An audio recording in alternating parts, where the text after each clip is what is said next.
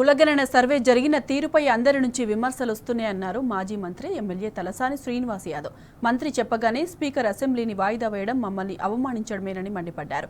80% ప్రజలకు సంబంధించిన అంశాలపై హడావిడి ఎందుకని ప్రశ్నించారు. కులగణన సర్వేపై అనుమానాలు నివృత్తి చేయాల్సిన అవసరం ఉందన్నారు.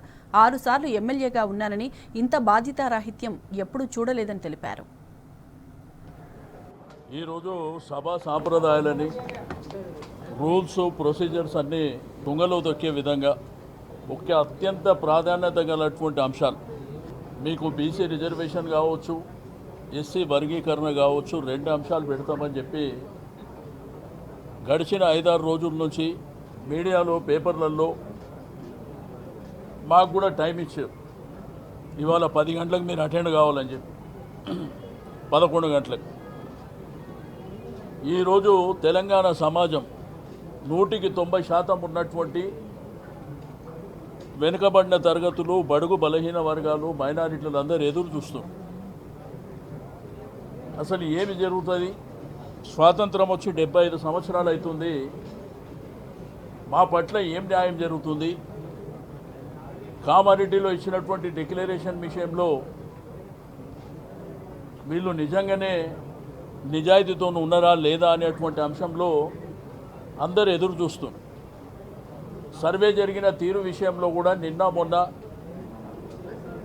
ఏదైతే బీసీ సంఘాలు కావచ్చు, బీసీ మేధావులు కావచ్చు, టీవీలలో చర్చలు కావచ్చు, సోషల్ మీడియాలో చర్చలు కావచ్చు, అందరూ తీవ్రంగా మరి విమర్శ చేస్తున్నటువంటి సందర్భం. ఏది ఏమైనప్పటికీ పార్లమెంటరీ ప్రాక్టీసెస్ ప్రకారం, ఈ రోజు ఉన్నటువంటి రూల్స్ రెగ్యులేషన్స్ ప్రకారం అక్కడ లెజిస్లేచర్ అఫేర్ మినిస్టర్ గారు ఆయన స్పీకర్ గారిని అడగడం, ఇంకా క్యాబినెట్ జరుగుతుంది అనగానే స్పీకర్ గారు 1 సెకండ్లో అడ్జర్న్ చేసి వెళ్ళిపోవడం అనేది అంటే మమ్మల్ని అవమానించినట్టు కాదా అని చెప్పి నేను ఈ సందర్భంగా అడుగుతా ఉన్నాను. అంటే 190% ఉన్నటువంటి సమాజాన్ని మీరు ఈ విధంగా కించపరిచే విధంగా చేయడం అనేది చాలా దుర్మార్గమైనటువంటి చర్య. మీరే కదా షెడ్యూల్ ఇచ్చింది, మీరే.